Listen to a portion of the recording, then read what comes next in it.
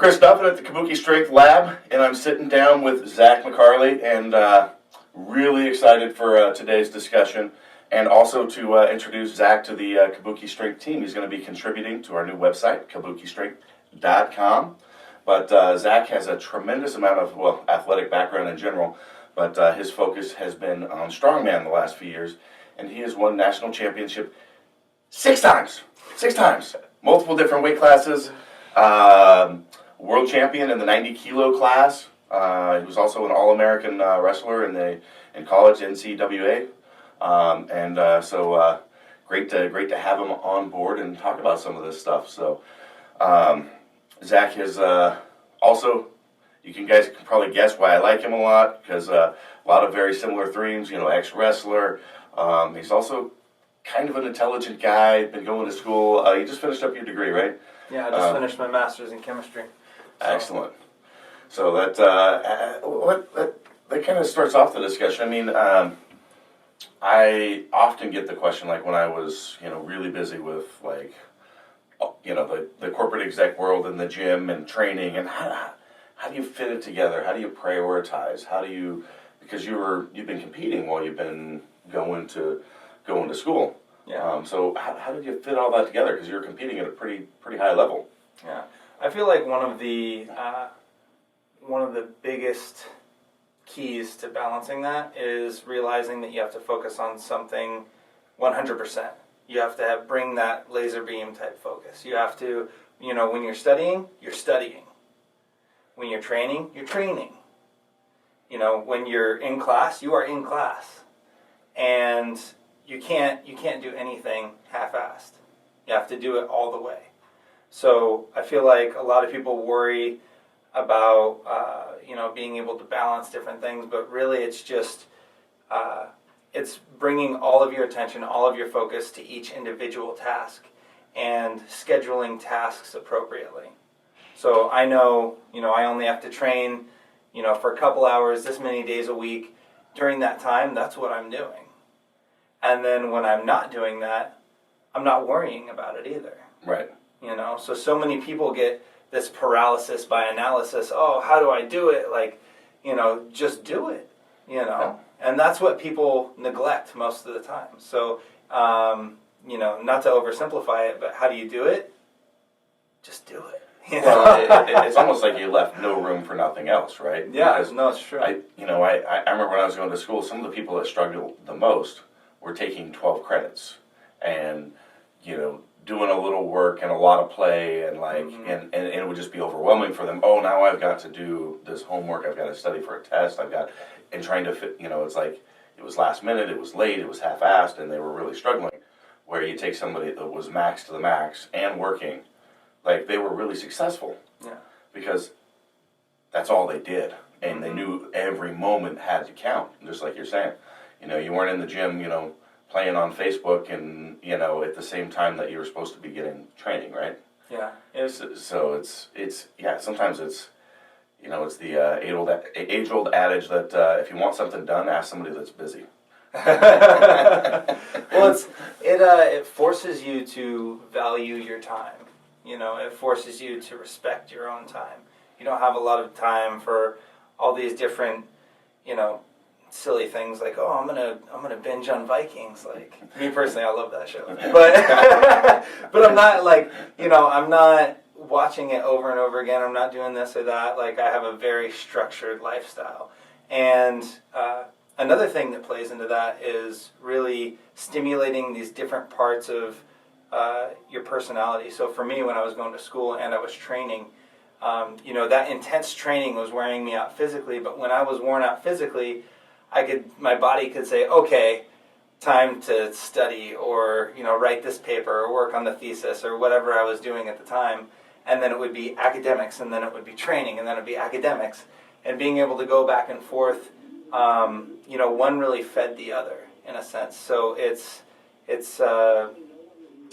important to schedule everything out like that, but it's also important to understand how you operate as an individual. And I know for me, that's how I operate a lot of times. So excellent.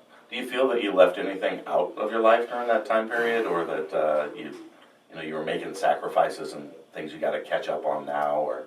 Well, I mean, didn't really have time to breathe. You know, a whole lot of things occurred in that small time frame, but you know, when you want something, you have to go work for it. And of course there were sacrifices made, you know. There are sacrifices made all the time with whatever you do, for whoever you are.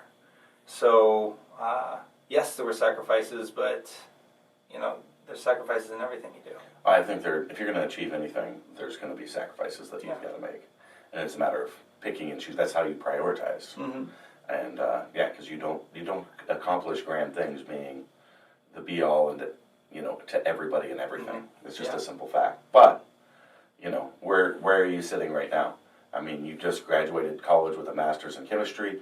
You're Mm-hmm. 6-time national champion at Strongman. Like, you know, hey, that's a pretty good spot to be in life, right? Yeah. So, which brings the point, kind of, where do you see yourself going now?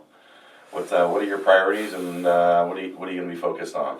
Well, I'm actually looking at expanding the knowledge pool, at least for the public, of strongman technique. So I'm going to be working on a few projects with a few different contributors, and then I'll also be working with you on the Kabuki strength. And we're excited for this. Yeah, no, it's good. But yeah, I'll be a pretty busy guy. I have an exhibition coming up in Swim, Washington in a couple weeks.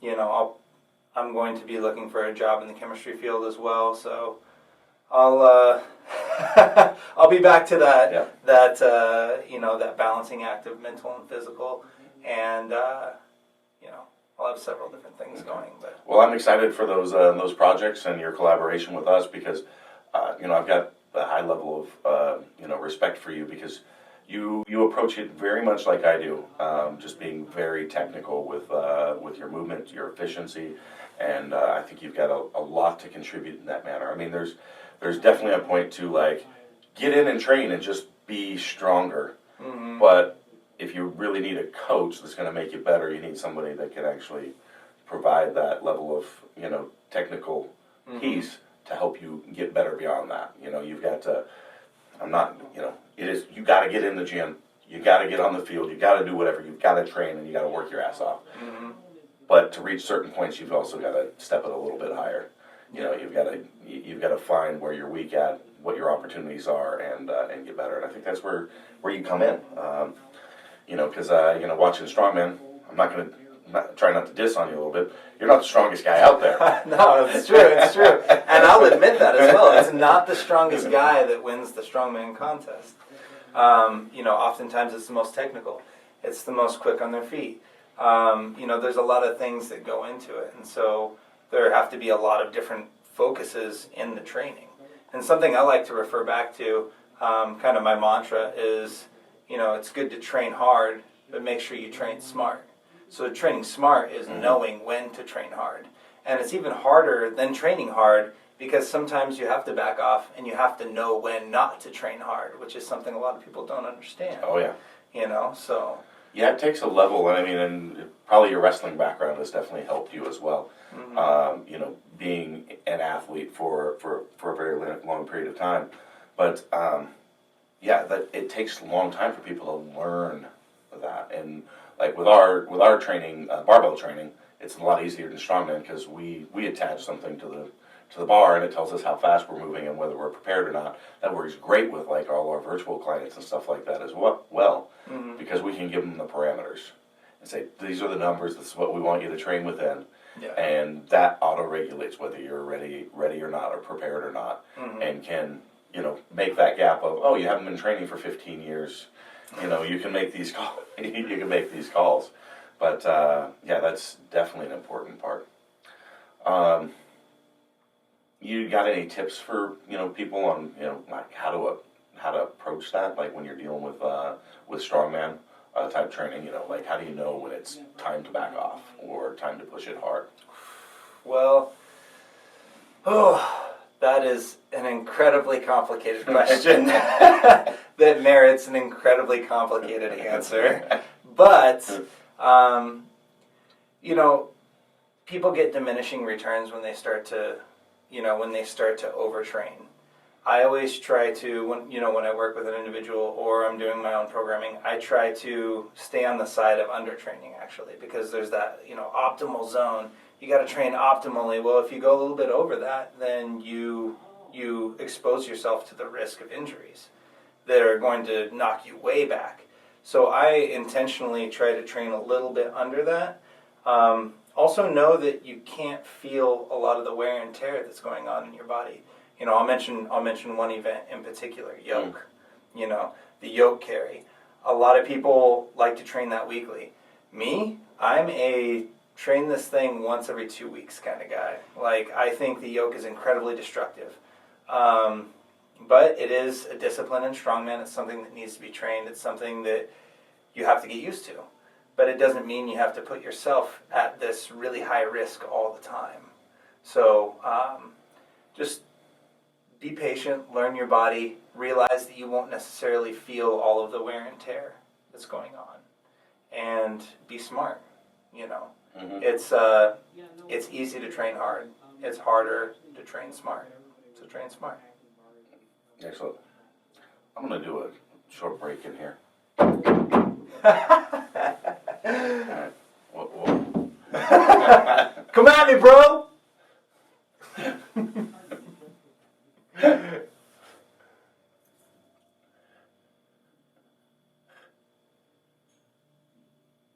Alright, we're good. Alright, let's see, where were we? Ah, yes. Let's see. So, train smart. So has there been any times that you've learned, the wrong way, I guess? Have you had some wear and tear creep up on you and get you unexpectedly? Oh yeah. Which time? What I have to ask. I've jacked both my shoulders up pretty good. I have, partially torn my pec before because of a little bit of overtraining. I've basically destroyed my pelvis. I strained my dorsal sacral ligament. I have strained the tissue between my L3 and L4, causing my spine to move around enough to pinch off the motor nerves to both my legs. I've done a lot of stuff. Collapsed my arches. All these different things. But it was because I wasn't training smart enough. Because I didn't know. I didn't know that was a thing. So, a lot of times there is no substitution for experience. Right. Yeah, that's very, very true. But, I just, it's interesting when you talk with athletes about, you just listed a whole lot of stuff. And there's a lot of people out there, you list one of those things, and it's the life-changing sentence.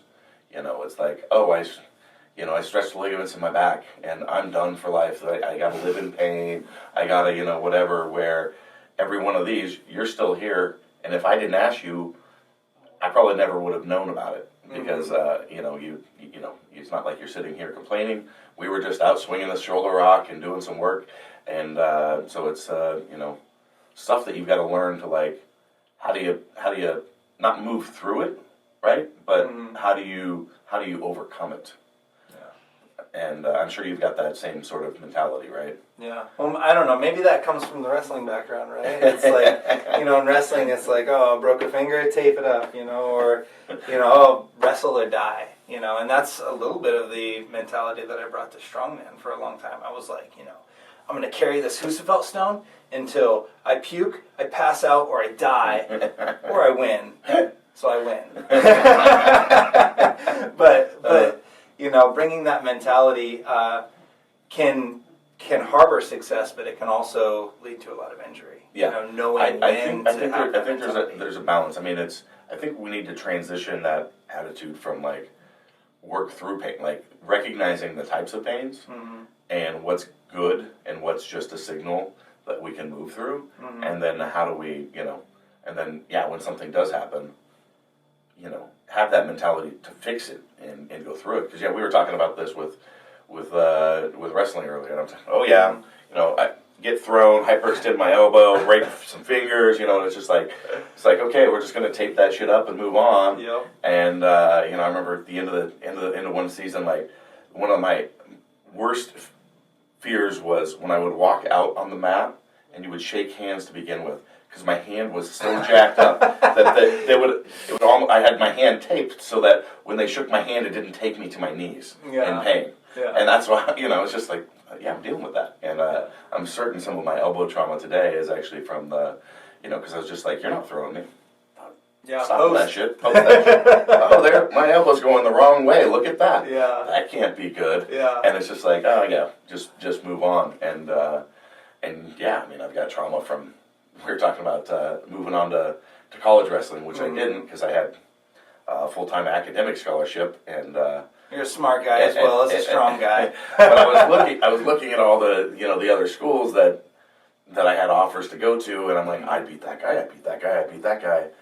But at the same time, I was still beat up from high school wrestling that it took me a couple years to like recover, because I thought that was normal. I thought, oh, that's just the way it is, and tried to change that mentality through the years as I'm lifting, because doing something wrong with a barbell can really jack you up. Yeah, no, it can, and that's an interesting point to hit on as well, is how long it took you to fully heal.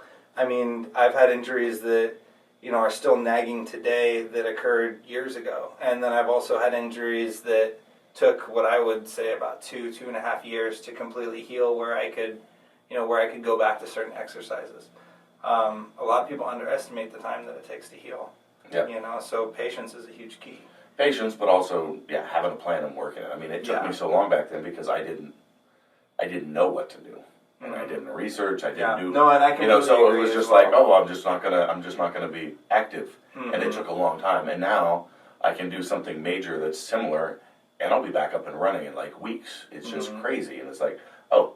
Because you know how to treat it. If you know how, and you actually have the discipline to do the work.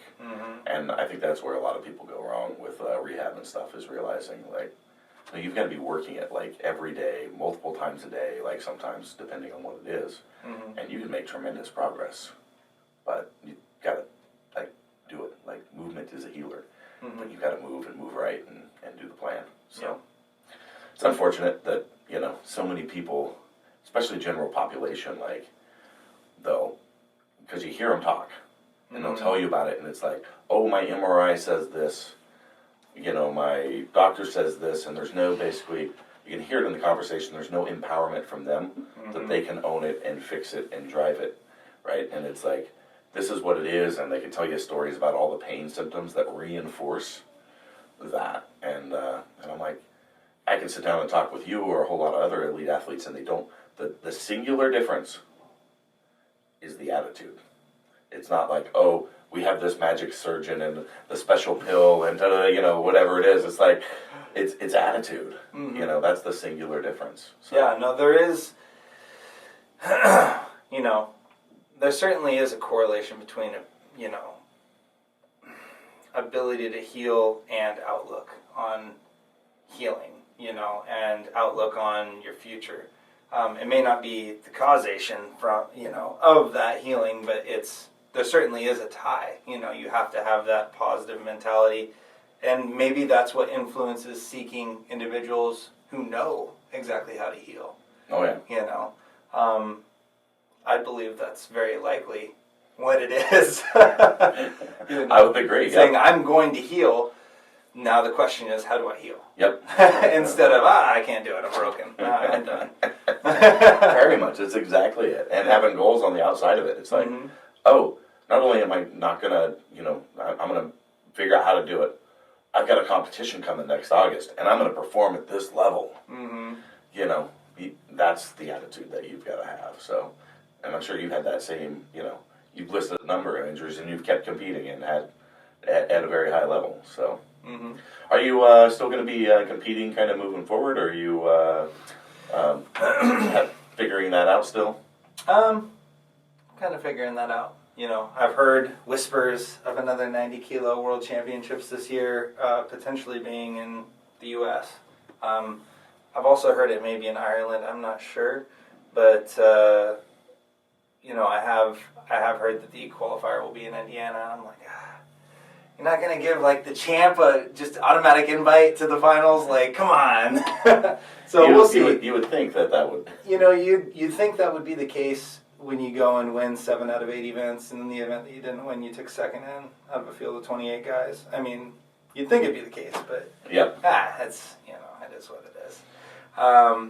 But yeah, we'll see. I don't have a definitive answer for that. Yeah, so. and I'm sure a lot of that, like, you're still out there trying to find a job and get that that sorted out too. So yeah, no, it's a fairly transitional point in your life at the moment, right? Yeah, no, it is. It's and I see my role changing a little bit. I see my role shifting. Yes, I've had this time as an incredibly successful athlete. Yes, I feel that I could win a few more world championships were I to compete at them, but right now there's a need for information. There's a need for someone to come forward and help disperse this technical information. Not only to raise awareness of strongman and correct movements for strongman, but to prevent individuals from hurting themselves, finding out the way that I found out. So what really serves the greater good? 2 or 3 more world championships for me that I can put on a mantle, or an impact in thousands of athletes' lives, really. It's impacting lives. It's not just impacting athletic careers. So that's the question that I have to ask myself, and I have to answer that, disseminating that information is far more important than any athletic award that I could win. We did talk about that a little bit the other day, and because that's something like right now, the sharing of information and the reach that I've had is so much more rewarding than anything I've ever done on the platform. Like it's incredible to impact people in that way, to get them out of pain, to get them moving again, get them healthy, and that's just. It feels good, and right here. It does. It feels, and so I definitely understand where you're coming from, and that's why I reached out to you, because I want to support that as well, because I don't see there's no like movement or technical guru in the sport that's really out there with like, here's a model and here's how we do it, here's how we share it, here's what I mean. That's true. I think there's a lot of great people in the sport, but that there's no established system that is being, and I could be, maybe I'm off base, maybe there are, somebody's. There are a few people that claim to, but I mean, I would tend to side with you on that. I would agree that there are no individuals who have a wealth of knowledge and information on the subject. And definitely not a reach, because it's like, you've got to be, look at all the CrossFitters that are getting into doing, strongman type implements and training and the stuff. And, you're going to have to reach those people too, right? You're going to have to reach, the people that are wanting to get into the sport, and what are the stuff feeding into that, and actually have your name out there enough to be able to get to those people. Yeah. So. No, it's totally true. It's a challenge, but... I like challenge. It wouldn't be fun if it wasn't. That's true. All right. So, I guess next steps seem pretty clear for what you want to do, and it sounds exciting. Yeah. So yeah. Well, we're excited to have you a part of what we're doing, and hopefully we can work together for getting that out there, and appreciate you coming on board. So, any last thoughts before we close up the interview? No, not at this time. Thanks for having me, man. Been a pleasure, Zack. Yeah. All right.